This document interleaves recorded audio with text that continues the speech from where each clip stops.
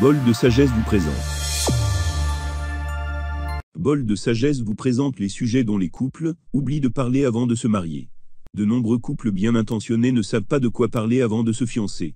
Bien que vos objectifs et vos préférences évoluent au fil du temps, le fait de répondre à une sorte de questionnaire préalable aux fiançailles peut vous éviter des conflits futurs. Ou, du moins, les questions vous préparent à les résoudre efficacement ensemble. Le mariage est un engagement fort entre deux personnes qui désirent partager leur vie. Quoi de plus naturel donc que de discuter ensemble de tous les aspects importants du quotidien.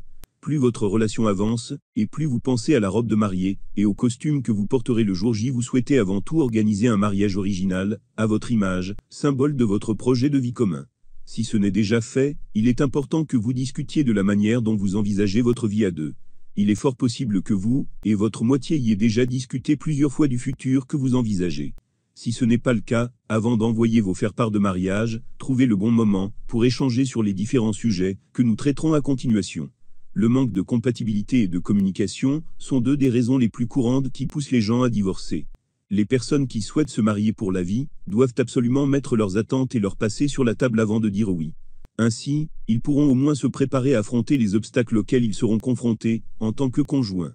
Nous allons donc décomposer les choses dont les personnes qui cherchent à se marier devraient parler avant de se dire oui. Voici les 25 sujets importants à aborder avant de décider de se marier. 1. Votre carrière et vos finances. Posez les bonnes questions avant le mariage et vous découvrirez probablement des besoins, des rêves et des attentes pour votre vie commune que vous n'aviez pas envisagées. Quelle importance a votre vie professionnelle à vos yeux? Quels sont vos objectifs, vos responsabilités actuelles et futures? Et par conséquent, combien de temps pourriez-vous consacrer à votre famille? Travaillerez-vous tous les deux à plein temps? Apporterez-vous la même somme chacun ou une somme proportionnelle à votre salaire? Mettez-vous tout votre argent en commun ou garderez-vous des comptes séparés? Échangez au style de vie que vous souhaitez et à la manière de le rendre compatible avec votre travail. Cela influencera le type de régime de mariage que vous choisirez, ainsi que la souscription éventuelle d'un contrat de mariage. Vous pourrez ensuite aborder le budget de votre union, parler du prix de votre robe de mariée et de votre costume de mariage. Parler argent peut être très gênant, c'est pourtant nécessaire à certains moments. Il est important de planifier la manière dont vous comptez gérer l'argent que vous allez gagner tous les deux au fil du temps. Chaque personne peut avoir besoin de sa propre réserve séparée en plus d'un compte commun auquel les deux conjoints contribuent chaque mois. Il est possible de discuter et de convenir d'un certain nombre de montants mensuels nécessaires en fonction du total de leur salaire. De même, décider quand l'argent de vos finances communes peut être utilisé est également une question valable. 2. Le montant exact de vos dettes. Confirmer les dettes de l'un et de l'autre peut vous aider à planifier la manière de les gérer. Personne n'apprécierait de se faire surprendre par la dette de son nouveau conjoint au moment du mariage. Toute personne se sentirait trahie si elle ne découvrait le montant réel de la dette de son partenaire qu'après le mariage. De plus, cela pourrait réellement affecter la confiance qu'ils ont en leur partenaire. 3. Comment allez-vous économiser pour votre retraite? À un moment donné, tout le monde doit prendre la retraite. Et être marié signifie qu'il faut s'inclure mutuellement dans ses projets de retraite. Vous devez prévoir d'avoir suffisamment pour deux personnes et inclure les éventuels frais médicaux au cas où l'un d'entre vous tomberait malade. 4. Les enfants. Comment voyez-vous la place des enfants dans votre vie? Parmi les personnes qui se marient, certaines ne veulent pas avoir d'enfants. Et même si les deux conjoints veulent des enfants, il y a d'autres sujets à aborder, comme l'éducation, ou comment réagiriez-vous s'ils grandissaient différemment de ce que vous attendiez. Posez-vous donc la question de savoir si vous souhaitez tous les deux des enfants, à quel moment de votre vie, combien, et comment vous envisagez leur éducation. Voulez-vous des enfants? Vos réponses à cette question peuvent changer au fil des ans, mais il est toujours important d'en parler maintenant. Si l'un d'entre vous n'en veut pas, alors vous saurez quoi faire. Par ailleurs, que se passe-t-il si nous ne sommes pas en mesure d'avoir des enfants biologiques? Comment voulez-vous gérer les problèmes de fertilité? Et si vous faites une fausse couche?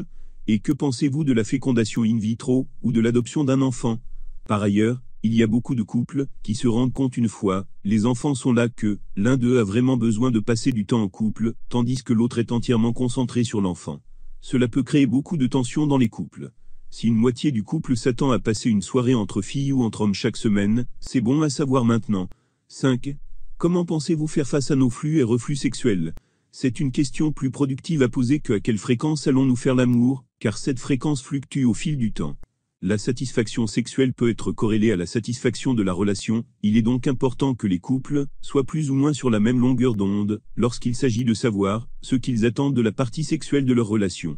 Posez-vous alors cette question, comment voulez-vous que vos besoins sexuels soient satisfaits, si je ne les satisfais pas?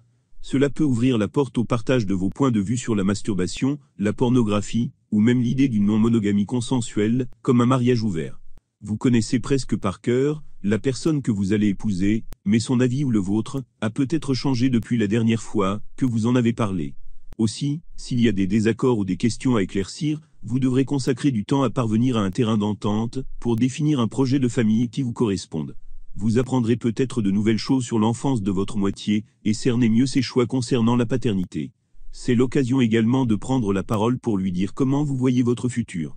Il ne s'agit pas de décider maintenant de choses détaillées ou encore lointaines, parfois imprévisibles, comme les heures que vos enfants auront le droit de passer devant la télé.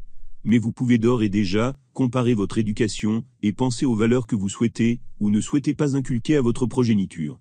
Assurez-vous d'être sur la même longueur d'onde et que vos différences soient compatibles, sans penser à changer sa personnalité.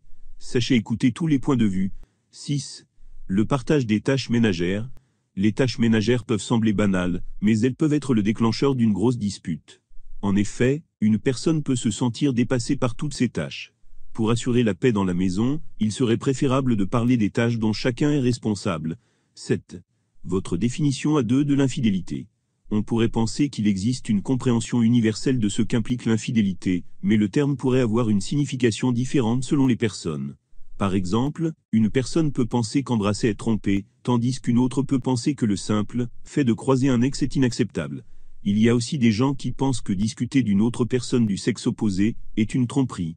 Par conséquent, un couple devrait parler de ce qui est acceptable, ou non pour éviter tout malentendu. 8. Quels sont vos rêves et vos projets d'avenir? Où vous voyez-vous dans 5 ou 30 ans?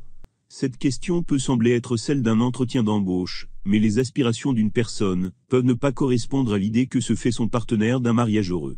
Par exemple, l'un peut être prêt à galérer en tant qu'artiste avant de devenir célèbre, et l'autre peut simplement vouloir une vie stable avec un revenu régulier. Poser cette question pourrait aider les gens à imaginer ce que sera leur vie commune. 9. Quels sont vos non négociables? Quelles sont les choses que ne peut absolument pas accepter? Chacun a sa propre bête noire, et il est judicieux d'en discuter pour que la vie en commun soit supportable. Par exemple, une personne peut avoir besoin de tout mettre en ordre, tandis que son partenaire peut se sentir mieux dans un environnement plus chaotique. Si ces sujets sont discutés à l'avance, un compromis peut être trouvé. 10. Comment envisagez-vous de vous occuper de vos parents? Les parents vont vieillir, et peut-être même tomber malades, ce qui signifie qu'il faudra peut-être les prendre en charge. Des décisions telles que devoir vivre avec eux, avoir à s'occuper d'eux, ou déterminer le montant alloué pour subvenir à leurs besoins sont autant d'éléments qu'il est bon d'inclure dans la liste des choses qu'un couple doit prendre en considération avant de se marier. 11. Où voulez-vous vivre? Bien que cela puisse paraître évident, les gens peuvent négliger d'en parler avant de se marier. Qu'ils choisissent de s'installer à la campagne ou en ville pourrait faire une énorme différence dans la vie qu'ils vont partager. Cela pourrait également entraîner un mécontentement si l'un des conjoints veut vivre dans un appartement et que l'autre rêve de vivre dans une maison avec un grand jardin. Des disputes pourraient éclater si l'un d'eux s'attend à vivre près de ses amis ou de sa famille, alors que l'autre pense que la maison n'est qu'une demeure temporaire. 12. Combien de temps voulez-vous passer ensemble? Même si le mariage signifie généralement vivre ensemble, cela ne veut pas dire que le couple doit passer tout son temps ensemble, 24 heures sur 24, 7 jours sur 7. Ce sont encore des individus qui ont leurs propres besoins. Parfois, ils devront se donner de l'espace et du temps pour eux. Certaines personnes peuvent vouloir plus d'espace que d'autres, il vaut donc mieux savoir ce que l'on attend de l'autre avant de se marier. 13. La mort. C'est peut-être l'une des choses les plus difficiles à évoquer, surtout lorsque les gens sont sur le point de célébrer le partage d'une vie ensemble, mais il est crucial d'être sur la même longueur d'onde. Les gens ont tendance à préférer être enterrés ou incinérés après leur décès. Et chacun a une opinion différente sur ce qu'il veut que les autres fassent s'ils sont sous assistance respiratoire. 14. Pourquoi souhaitez-vous vous marier? Comment exprimez-vous votre amour? Faire le test des langages de l'amour peut vous aider à trouver le langage pour l'expliquer. Alors que tant de couples choisissent aujourd'hui de ne pas se marier, pourquoi se marier? Des sentiments romantiques forts ne devraient pas être la seule raison pour laquelle nous épousons quelqu'un. Comment pensez-vous que le mariage apportera quelque chose à votre relation et à votre vie, en tant qu'individu? Répondez sincèrement à ces questions, afin de savoir si vous êtes sur la même longueur d'onde. 15. Quelles sont vos attentes pour votre vie sociale? Une fois mariés, les gens sont censés se présenter ensemble à certains événements. Mais parfois, même les personnes mariées veulent passer du temps avec leurs amis sans la présence de leur conjoint. Il peut donc être utile de discuter des événements sociaux auxquels ils ont l'intention d'assister ensemble, et des personnes qu'ils devraient connaître une fois qu'ils se seront dit oui. 16. Respectons-nous comme il se doit, concernant les différences religieuses, spirituelles ou politiques qui existent entre nous. Les couples n'ont pas besoin d'être totalement d'accord sur tout. Mais, vous devez trouver un moyen de respecter les différentes croyances de l'autre, et identifier les points sur lesquels vous devez vous mettre d'accord. Êtes-vous d'accord sur votre vision du monde, et sur la façon dont vous pensez que les gens devraient être traités? Êtes-vous d'accord sur les questions politiques? Et quelle importance accordez-vous à l'alignement de vos systèmes de croyances? 17. Voulez-vous des comptes bancaires séparés, ou partager tous les biens? L'accord financier de chaque couple marié est unique à sa relation. Une bonne stratégie pour beaucoup de gens est d'avoir un compte bancaire commun pour les dépenses, mais ensuite de désigner un montant à mettre sur un compte bancaire personnel. De cette façon, vous pouvez économiser toute l'année, et vous acheter un nouveau jouet sans vous chamailler. 18. Quelle carrière prendrait le dessus, si cela devenait nécessaire? L'un de vous peut recevoir une offre d'emploi nécessitant un déménagement à l'autre bout du pays. Ou la perte de la garde des enfants peut obliger l'un des parents à s'éloigner du travail, comme l'ont vécu de nombreuses familles lors de la pandémie de Covid-19. Seriez-vous favorable à ce que votre partenaire quitte son emploi pour réaliser ses rêves, même si cela implique de sacrifier le revenu familial? Acquérir une solide compréhension des croyances de votre partenaire concernant vos deux carrières vous permet d'éviter d'être pris au dépourvu à l'avenir, s'il considère que sa croissance professionnelle a la priorité sur la vôtre. 19. Vos petits défauts et vos manies. Peut-être qu'ils ne sont pas encore sortis au grand jour, surtout si vous ne vivez pas sous le même toit, mais cela viendra. Mettez-les en commun, et observez si certains pourraient poser un vrai problème, par exemple si vous êtes plutôt maniaque au niveau de l'ordre et de la propreté, alors que votre moitié a tendance à laisser traîner ses affaires. Vous devrez faire preuve de tolérance et de flexibilité, pour parvenir à des accords, et à ne pas tout relever. Il est important que chacun fasse de son mieux. Le mariage est une étape de votre histoire des plus importantes, et vous devrez vous assurer que ce beau projet commun sera suivi par une vie remplie de bonheur. 20. L'un d'entre nous a-t-il des secrets importants que nous n'avons pas encore partagés?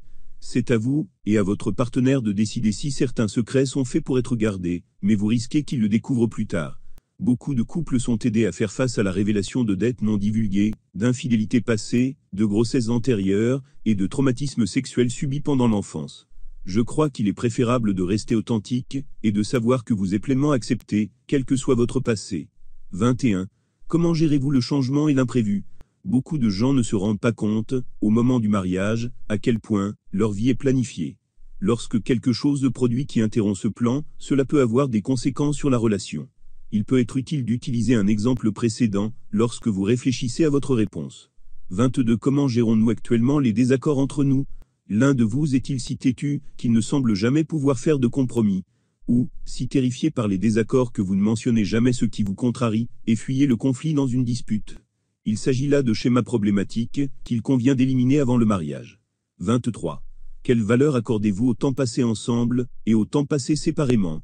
L'un d'entre vous s'attendra-t-il à tout faire ensemble, en tant que couple marié, tandis que l'autre aura besoin de beaucoup de temps pour lui? Quand vous sortez ensemble, vous passez beaucoup de temps ensemble, mais une fois installés dans la routine du mariage, beaucoup de gens s'aperçoivent que leur indépendance leur manque et ils peuvent se retirer un peu. Le mariage de vos parents fait-il partie de votre inspiration pour vous marier? Parlez de ce à quoi ressemble une union réussie pour chacun d'entre vous. 24. Comment vous imaginez-vous passer les fêtes de fin d'année? L'un de vous imagine-t-il tous les Noëls chez ses parents, tandis que l'autre rêve d'un voyage à Disney? Si vous êtes assez sérieux pour penser au mariage, vous avez probablement déjà conclu un accord, mais l'un de vous peut penser que cela devrait changer après le mariage, surtout si vous avez des enfants. Parlez de vos familles respectives, et décidez comment vous allez vous organiser. Beaucoup de couples passent les fêtes une année sur deux, avec chacune de leurs familles. 25. Que pensez-vous des vacances, et à quelle fréquence souhaitez-vous en prendre? Si prendre des vacances annuelles est une priorité, par exemple, sachez que vous devrez tous deux prévoir un budget pour cette dépense à l'avenir. Voulez-vous épargner beaucoup dès le départ, ou épargner par à-coup pour des choses, comme des vacances ou un nouveau téléviseur? L'un d'entre vous peut supposer qu'il cherchera une maison, en tant que jeune marié, tandis que l'autre s'imagine plutôt des voyages fréquents, et de bons repas à l'extérieur. Vous êtes maintenant prêt à sauter le pas, préparez donc votre discours de mariage pour lui dire, ô combien vous l'aimez. Mettez-vous d'accord sur votre thème de mariage, et convoquez vos amis pour votre cérémonie. Et vous, quels sont les sujets de conversation qui ont surgi naturellement à l'approche du grand jour, ou ceux que vous aimeriez avoir? De quoi d'autre, les couples devraient-ils discuter avant de se marier? Si tu es marié, de quoi as-tu parlé avec ton conjoint avant le mariage? Racontez-nous dans les commentaires ci-dessous. Y a-t-il une idée qui a retenu votre attention? Si vous avez apprécié le contenu de cette vidéo, abonnez-vous, aimez et partagez cette vidéo. N'oubliez pas de nous laisser un commentaire.